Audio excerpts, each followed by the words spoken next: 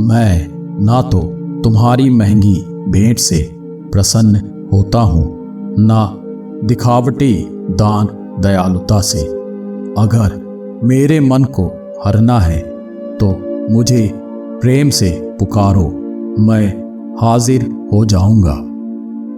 दुनिया में सबसे सफल इंसान वही है जिसे टूटे को बनाना और रूठे को मनाना आता है।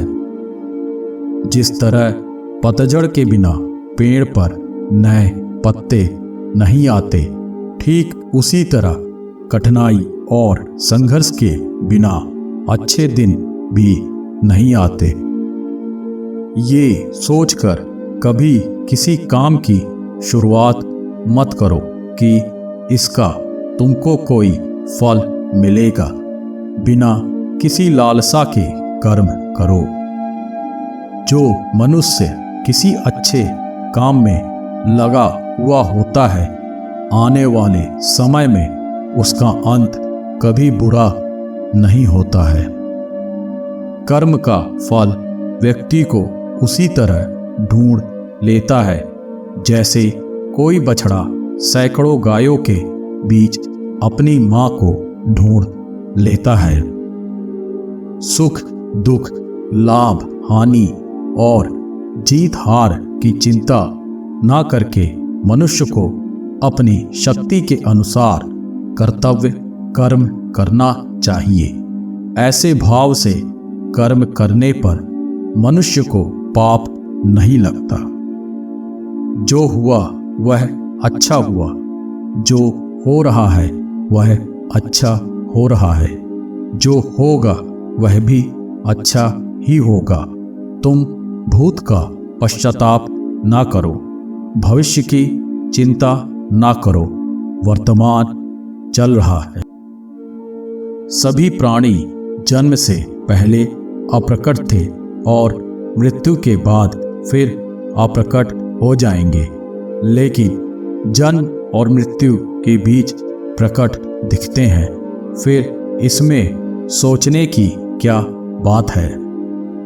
शस्त्र आत्मा को काट नहीं सकते, अग्नि इसको जला नहीं सकती, जल इसको गीला नहीं कर सकता और वायु इसे सुखा नहीं सकती। जैसे मनुष्य अपने पुराने वस्त्रों को उतारकर दूसरे नए वस्त्र धारण करता है, वैसे ही आत्मा मृत्यु के बाद अपने पुराने शरीर को त्याग करने से ही प्राप्त करती है।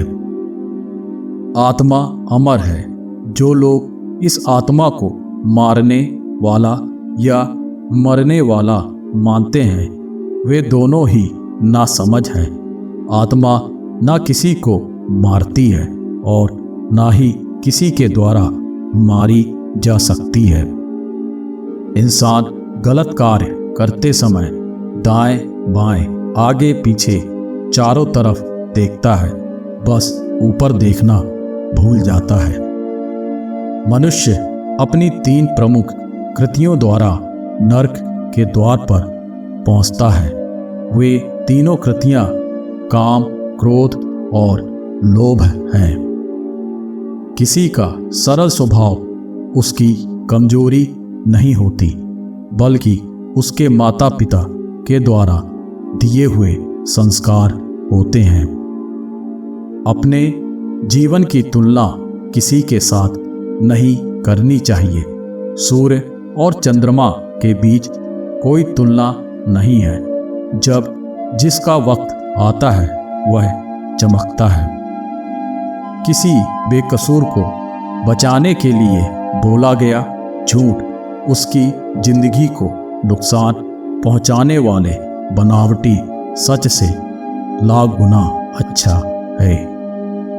मनुष्य का समस्त निर्माण उसके विश्वास के फलस्वरूप होता है। जैसा वह सोचता है उसी के अनुरूप वह बनता है। परिवर्तन इस संसार का नियम है। एक नज़र में तुम असीम संपत्ति के मालिक बन सकते हो, दूसरी नज़र में तुम दरिद्र बन सकते हो। मन में मैल रखकर बाहर से अच्छे होने का दिखावा करना कीचड़ के ऊपर रंग लगाने वाली बात है। बोलने से पहले सोच लो, क्योंकि बोलने के बाद सोचा नहीं पछताया ही जा सकता है। कुदरत के फैसले पर कभी शक मत करना। अगर सजा मिल रही है तो गुनाह भी हुआ होगा।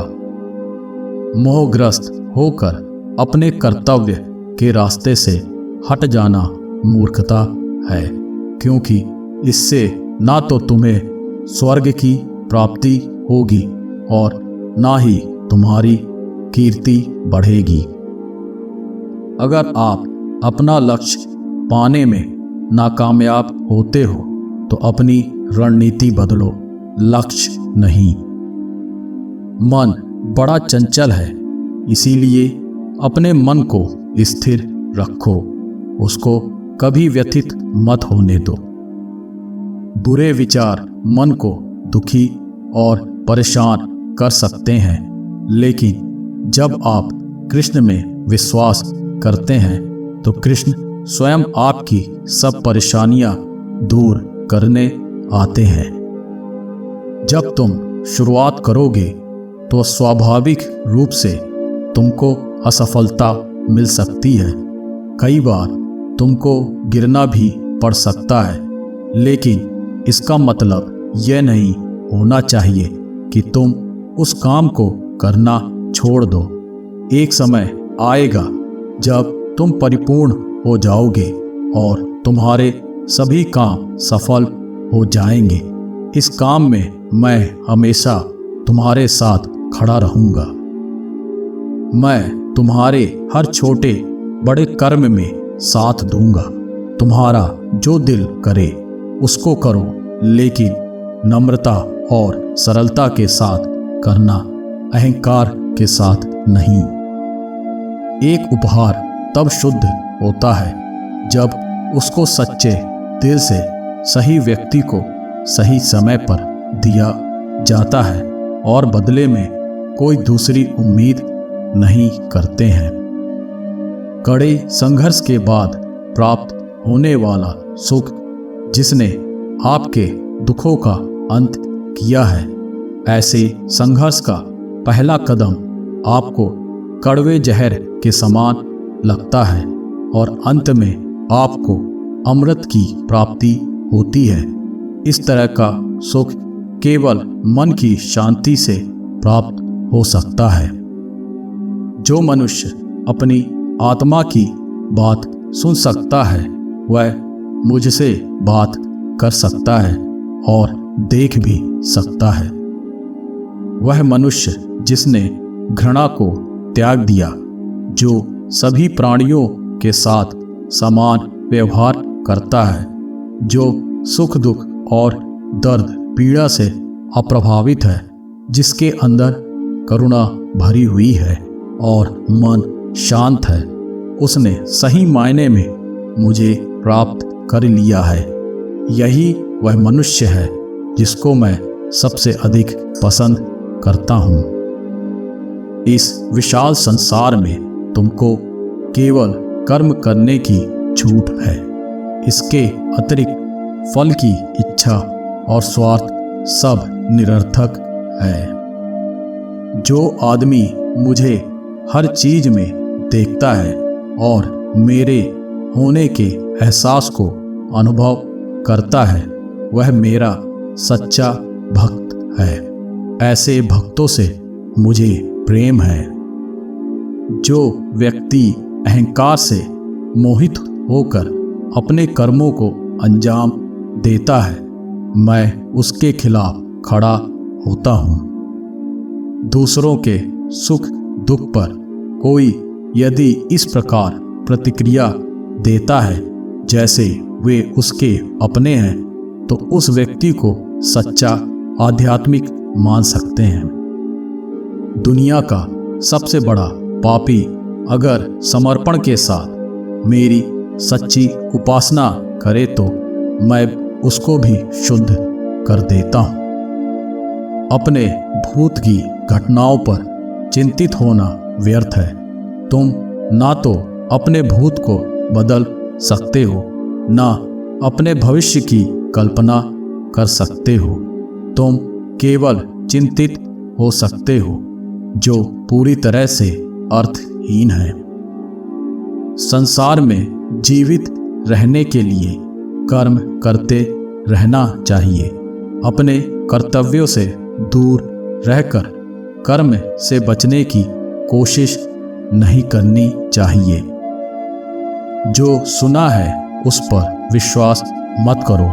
कुछ लोग अपने विवेक से मुझे अपना बनाते हैं, कुछ लोग ज्ञान से, कुछ लोग कर्म से, कुछ योग से। तुम मुझे किस रूप में प्राप्त करना चाहते हो, ये पूरी तरह तुम्हारे ऊपर है। तुम मुझे जिस रूप में बुलाओगे, मैं उस रूप में हाजिर हो जाऊंगा। इस दुनिया का आकार प्रत्येक मनुष्य के लिए अलग अलग है। मनुष्य अपने सोच और कर्म से इस दुनिया का आकार निर्धारित करता है। अपरिपक्व लोग सोचते हैं कि ज्ञान और कर्म अलग अलग हैं, लेकिन बुद्धिमान उन्हें एक ही मानते हैं। मनुष्य अपने कर्म ज्ञान के अनुसार ही करता है। मृत्यु के समय आत्मा केवल देह को त्यागती है, अपना अस्तित्व नहीं। इसीलिए मृत्यु को लेकर कोई भय पैदा मत करो।